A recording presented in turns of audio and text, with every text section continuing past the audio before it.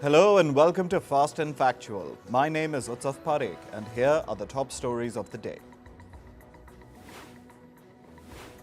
US President Donald Trump posted an AI-generated video showing Gaza rebuilt according to his plan.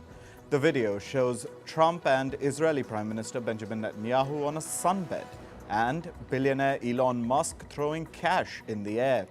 The video has faced major backlash online. Egypt has rejected a proposal to take over Gaza's administration. The proposal was laid out by Israeli opposition leader and former Prime Minister Yair Lapid. Cairo described the idea as unacceptable and contrary to its long-standing policies. The Egyptian Foreign Ministry said that the Gaza Strip, West Bank and Israel-annexed East Jerusalem must be completely under Palestinian control. Hamas handed over the bodies of 4 Israeli hostages to the Red Cross yesterday. Israel's Prime Minister Benjamin Netanyahu said that the process of identifying the bodies has begun. Meanwhile, Israel released hundreds of Palestinian prisoners. Lebanon's new government won a confidence vote in the country's parliament. The victory followed a promise by their Prime Minister, Nawaf Salam, to push for economic reforms. He also said that Lebanon would begin negotiations with the International Monetary Fund. Hezbollah lent its support to the Lebanese government. Britain's Prime Minister Keir Starmer arrived in Washington, D.C. yesterday. He will meet US President Donald Trump today. He will push for security guarantees for Ukraine amid America's ongoing talks with Russia to end the war. Starmer's visit follows that of French President Emmanuel Macron, who was in the US earlier this week. The European Union chief Ursula von der Leyen is in India for a 2-day visit. She is being accompanied by the commissioners from the 27 European Union countries. India's Prime Minister Narendra Modi will co-chair a session with the EU chief. Von der Leyen will also be holding delegation-level talks focusing on an India-EU free trade agreement. India slammed Pakistan at the United Nations Human Rights Council meeting. The Indian envoy, Kshitij Tyagi, described Pakistan as a failed state that relies on international aid to survive. He also accused Pakistan of misusing international platforms to push anti-India rhetoric. The remarks were in response to Pakistan's allegations of human rights violations in Jammu and Kashmir. Indian Prime Minister Narendra Modi has written a blog titled Mahakumbh of Unity, the sound of the change of an era. He wrote about the overwhelming unity of 1.4 billion Indian citizens. He described the recently concluded Mahakumbh Mela as a symbolic awakening of the nation's consciousness. A massive fire torched over 800 shops in Surat city in the Indian state of Gujarat. At least one person was killed after the fire erupted at a textile hub. The blaze started in the basement of a multi-story building and reached the 5th floor.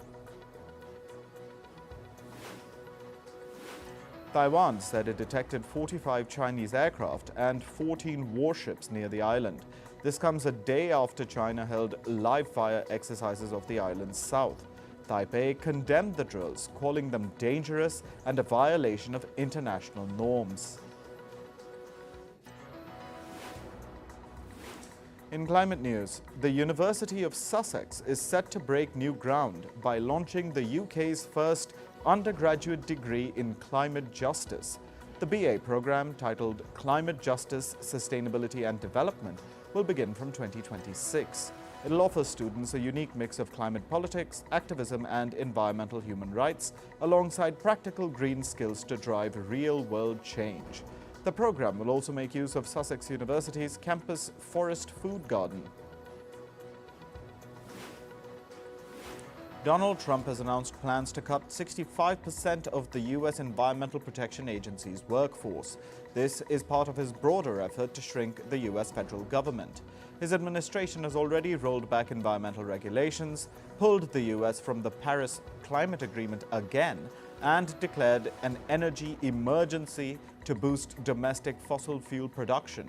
Critics warn that these cuts will severely weaken efforts to combat climate change. As the US scales back on its climate commitments, South Africa is prioritizing financial support for developing nations transitioning to cleaner energy. Despite securing an international Just Energy Transition Partnership, South Africa struggles to secure the necessary funds. Their president, Cyril Ramaphosa, emphasized that significant financial support is needed to achieve global climate goals equitably.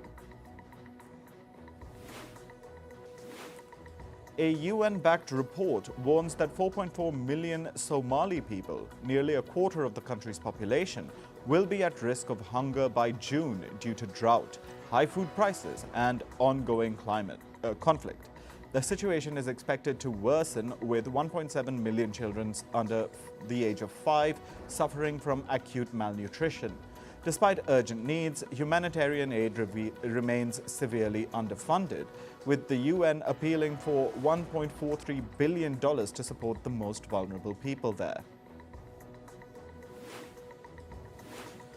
The Swiss pesticide giant Syngenta has acquired a collection of natural compounds and genetic strains from Novartis to enhance its biologic crop protection efforts. The deal includes leasing research facilities and hiring Novartis scientists, while Novartis retains exclusive rights for pharmaceutical applications. The move aligns with Syngenta's push towards bio-based agricultural solutions. Moving to business and tech news, oil prices rose for the first time in 3 days. Brent crude oil futures rose by 24 cents to $72.77 a barrel, while U.S. West Texas Intermediate crude futures increased by 18 cents to $68.80 per barrel. The price rise followed U.S. President Donald Trump's reversal of oil company Chevron's license to operate in the country Venezuela. Paramount Global has fallen short of its fourth quarter revenue expectations. The company reported a revenue of $7.98 billion as opposed to a market projection of $8.10 billion.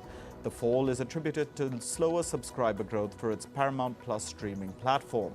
Following the report, the shares of the company fell by 2%. According to a report, house prices in Australia will rise less quickly this year. A survey-based report predicted a 3.7% rise in house prices as opposed to last year's 5% increase. This comes as the country's central bank reduced interest rates earlier this month. Mercedes-Benz and its subsidiaries are reportedly planning to cut up to 15% of their workforce in China. The job cuts will primarily impact finance and sales units. The move is aimed at adjusting to market competition and cutting costs. Nissan Motors is reportedly considering replacing its CEO, Makoto Uchida. According to a report, this is due to the Japanese automaker's worsening business performance and the collapse of merger talks with Honda Motors. Meanwhile, Toyota Motors said that its worldwide production rose for the first time in a year in January. The company's year-on-year output increased by 6%. This comes as the company ramped up its domestic output in Japan, pushing it up by 22%. The domestic rise offset overseas production declines. U.S. President Donald Trump has urged Apple to scrap its diversity, equity, and inclusion, or DEI, policies. Trump said that DEI was a hoax to the U.S. The remarks came a day after Apple shareholders voted in favor of keeping its DEI policy. A Canadian regulator is set to impose a fee on Google. This fee is aimed at recovering the cost of enforcing a law which requires tech giants to pay for news content on their platforms. According to the regulator, the cost recovery rule will come into effect from the 1st of April. Instagram is reportedly launching a separate app for its short video feature called Reels. The Meta-owned company is reportedly planning to take advantage of TikTok's uncertain future. China-based Baidu is reportedly set to launch the next generation of its AI model, Ernie, next month. The 4.5 Ernie model will reportedly have enhanced multimodal capabilities, which will allow it to process and integrate various types of data. Moving to sports, we start with cricket. Afghanistan beat England by 8 runs in the Champions Trophy. After winning the toss, Afghanistan chose to bat first and put 325 runs on the scoreboard. Ibrahim Zadran played a match-winning 177-run innings. In response, England were all out for 317 runs after Azmatullah Omarzai claimed a 5-wicket haul. With this loss, England were knocked out of the Champions Trophy. Pakistan was set to play against Bangladesh in their third Champions Trophy game today, but the match currently stands delayed due to rain and wet outfield conditions in Rawalpindi. Neither of the two teams have managed to qualify for the semi-final. The bowling action of Australian left-arm spinner Matthew Kuhnemann was cleared by the International Cricket Council. The 28-year-old, who has played 9 times for Australia, was reported for a controversial action during the second test against Sri Lanka in Gale earlier this month. Liverpool have continued their relentless march towards the English Premier League title with a 2-0 victory over Newcastle. Dominic Szoboszlai struck the opening goal in the 11th minute. Alexis McAllister hit the back of the net late in the second half. With this, Arne Slot's men extended their lead in the Premier League over second-placed Arsenal by 13 points. Manchester City beat Tottenham Hotspur 1-0 in the Premier League. Erling Haaland hit the match's only goal in the 12th minute.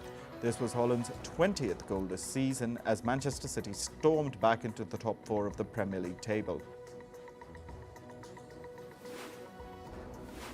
In tennis, men's world number 2 Alexander Zverev crashed out of the Mexican Open. The German was beaten by Lerner Tien of the United States 6-3, 6-4. It was Tien's second career win over a top 5 player.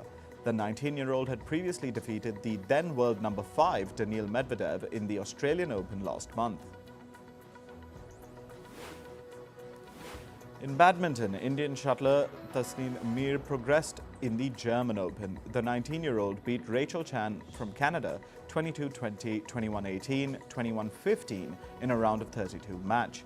Mir will next face Tung Chao Tong of Chinese Taipei in the round of 16. Former men's world number 1 Kidambi Srikanth suffered an opening round exit from the German Open. Srikanth lost to his compatriot Priyanshu Rajawat 14-21, 12-21 in a match that lasted 35 minutes. It was Rajawat's second win against Srikanth in as many matches.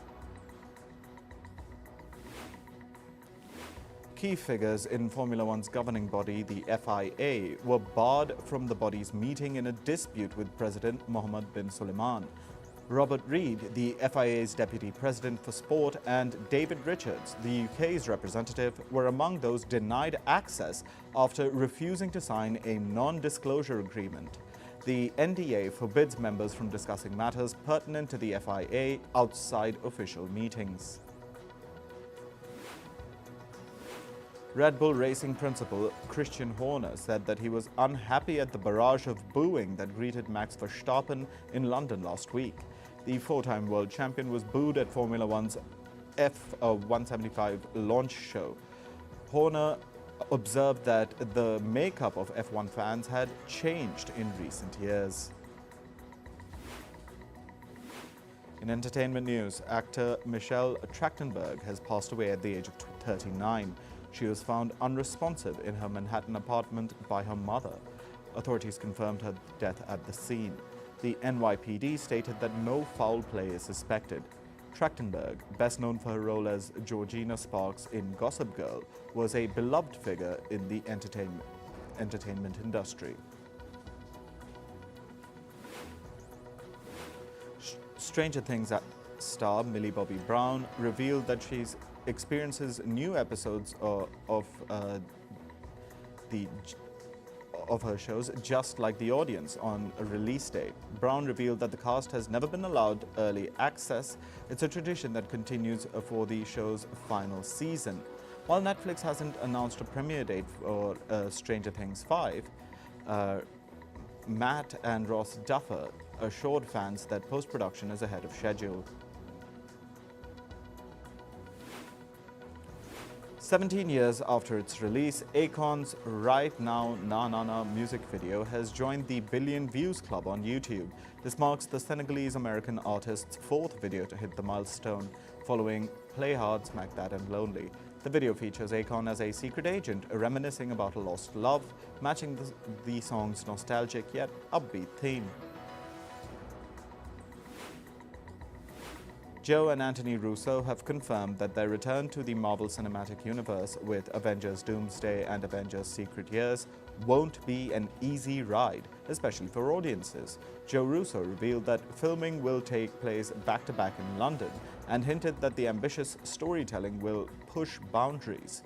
The films are set for release in 2026 and 2027.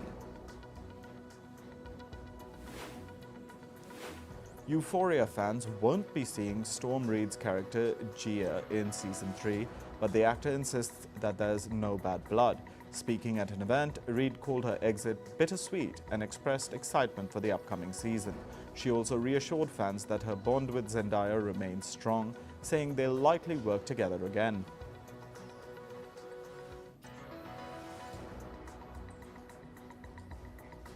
That's all for this episode of Fast and Factual. Thank you for watching and stay tuned to Firstpost.